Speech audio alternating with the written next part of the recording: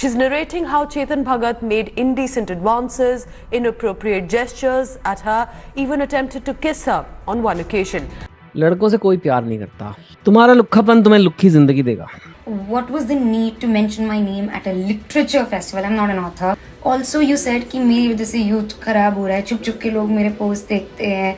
अपने से आधी उम्र की लड़कियों को क्यों मैसेज कर रहे थे? तब कुछ खराब नहीं हो रहा था आपका, ना आपकी शादी खराब हो रही थी, ना आपके बच्चे खराब हो रहे थे। तब हैं ये सब हरकतें करके। जेब में नहीं पैसे लड़की मिलेगी कैसे? दोस्तों सुनने को तैयार हो जाओ।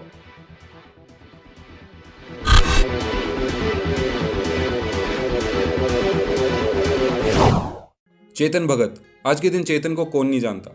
चेतन ने एज अर्ली एज 2004 से ही राइटिंग इंडस्ट्री में अपना दबदबा बना लिया था। उनकी बहुत सारी बेस्ट सेलर्स पे बॉलीवुड सुपरहिट मूवीज भी बनी हैं और तो और he was listed among the top 100 most influential people in the world by time magazine in 2010।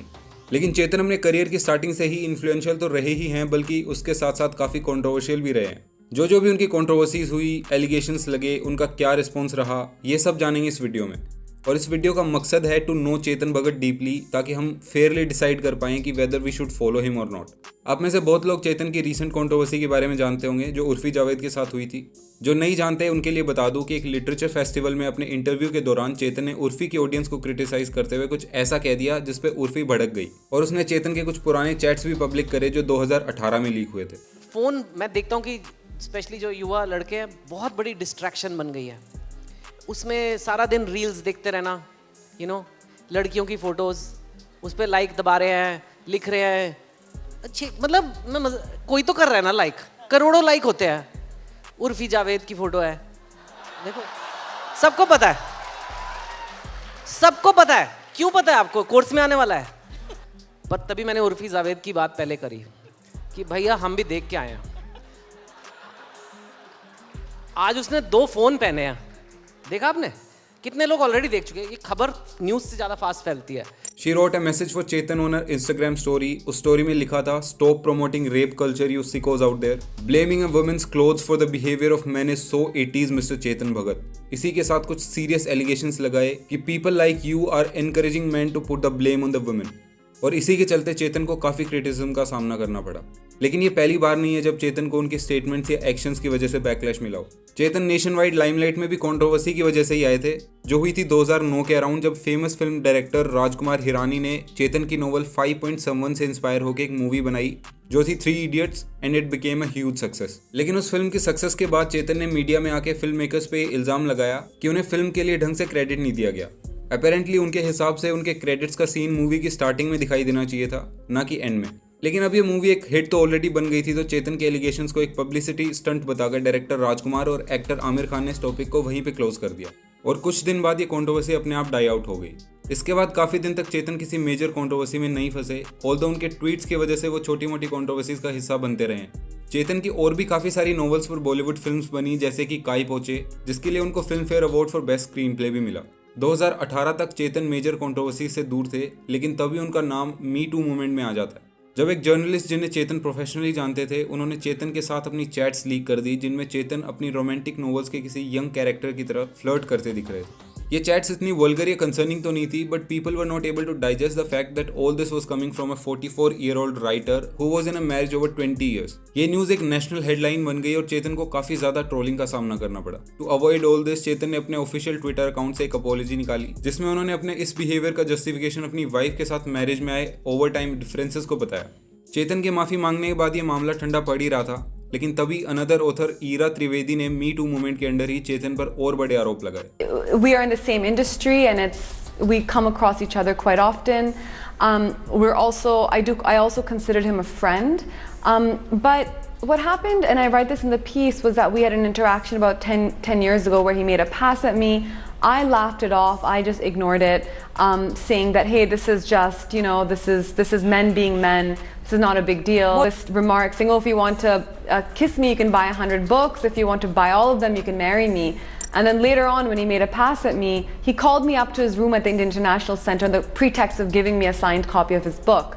And then when he made a pass, he said, oh, but remember you said that if someone buys 100 copies, you'll kiss them, and I actually bought 100 copies. लेकिन इस incident के 2 दिन बाद ही चेतन ने सारे allegations को गलत बताते हुए ईरा त्रिवेदी की एक ईमेल पब्लिक करी और ये लिखा, सो हु वांटेड टू किस हूम। ईरा ने भी तुरंत कुछ ईमेल स्क्रीनशॉट शेयर किए और बताया कि the last line of her mail was just a figure of speech. काफी टाइम तक न्यूज में रहने के बाद ये कंट्रोवर्सी भी फेड हो गई क्योंकि इनफ एविडेंस नहीं थे किसी के भी पास। इस पर्टिकुलर कंट्रोवर्सी पे मेरा टेक ये है कि ईरा का जो एलिगेशन था वो एक ओवर द टाइम हुए कैरेक्टर बिल्डअप की वजह से था। स्टार्टिंग में दे वर गुड फ्रेंड्स, उनकी ईमेल्स देख के लगता नहीं कि उस टाइम पे किसी ने भी किसी को फोर्स किया था, but over the time Ira को लगा होगा कि हाँ that was a serious concern, और जब मी टू पॉपुलर हुआ she also participated because she felt like participating. And also Chetan talking about her wife's birthday was a type of flirt with Ira and thus he is also not labelled as a pure soul. Chetan भी indeed एक naughty uncle की तरह behave करते हैं। इस वाले incident के बाद चेतन की ऑनलाइन प्रेजेंस तो थी लेकिन वो किसी भी कंट्रोवर्सी में नहीं थे, सब कुछ बैक टू नॉर्मल हो गया था। लेकिन तभी उन्होंने अपने आप को उर्फी जावेद के साथ एक कंट्रोवर्सी में फंसा लिया। चेतन ने अपने इंटरव्यू के दौरान कुछ स्टेटमेंट्स दिए जो उर्फी को पसंद नहीं आए एंड शी रिस्पॉन्डेड और उसके बाद ये कंट्रोवर्सी हुई। आफ्टर वे चेतन ने एक स्टेटमेंट देते हुए कहा कि वो किसी पर्सन या इंडिविजुअल को नहीं बल्कि अपनी स्टेटमेंट में ऑडियंस को टारगेट कर रहे थे। एज एन ऑथर चेतन एक बहुत ही सक्सेसफुल इंसान रहे हैं, इसमें कोई दो राय नहीं है। इंडियन राइटिंग इंडस्ट्री में उन्होंने रेवोल्यूशन लाया है। I am literally a huge fan of his writing. मेरी जिंदगी की पहली नोवेल जो मैंने पढ़ी थी वो चेतन की ही थी and I have read every single book of him except some new ones, but उनकी पब्लिक इमेज मुझे इतनी खास पसंद नहीं है। एवरीथिंग अपार्ट, आज के दिन उनका एक यूट्यूब चैनल भी है जिसके डिस्क्रिप्शन में लिखा है Chetan is the author of these blockbuster novels and he is also a top motivational speaker which is what this channel is all about. और उनके मोटिवेशन वीडियोस जिनमें वो यूथ को, जनरली लड़कों को डांट लगाते हैं, वो मुझे इतने खास पसंद नहीं है। एक बार आप लोग भी देखो, आई एम प्रीटी श्योर आपको भी इतना पसंद नहीं आएगा। सेक्सी जॉब्स ढूंढना बंद करो। सेक्सी जॉब्स आजकल बड़ा चला हुआ है। एक्चुअली सारे लोग तो, एक तो लोग अपने लिए तो जी नहीं रहे आजकल, लोग सिर्फ एक चीज के लिए जी रहे हैं, इंस्टाग्राम पे कंटेंट बनाने के लिए। मतलब जो चीज वो चीज करनी है लाइफ में जो इंस्टाग्राम पे दिखाई जा सके, नहीं तो नहीं करनी। खाना तुम्हारा लुक्खापन तुम्हें लुक्खी जिंदगी देगा। ये ना आजकल लुक्खेपन का बहुत फैशन बना हुआ है, एक्सेप्टेबल हो गया लड़कों के लिए लुक्खेपन करना। मतलब लुक्खेपन का क्या है कि मतलब स्कूल खत्म हो गया, 12th पास कर ली, ठीक है, फिर कोई छोटा मोटा कॉलेज ज्वाइन कर लिया, नहीं हुआ अच्छे कॉलेज में, मैं मानता हूँ गलत बात है, हमारे देश में और अच्छे कॉलेजेस होने चाहिए थे लेकिन नहीं है, तो कोई छोटा मोटा कॉलेज ज्वाइन कर लिया, या नहीं करा वो भी नहीं करा, 1 साल और ट्राई करेंगे कुछ और। रंडी रोना बंद कर और अपनी लाइफ खुद बदल। मतलब क्या है इस बात का है? मतलब ये है कि कई लोग बहुत रंडी रोना करते हैं। आप बोलोगे रंडी रोना क्या? I don't know, it's a term जो हमारे इंजीनियरिंग कॉलेज में होते थे। I think people in comments below.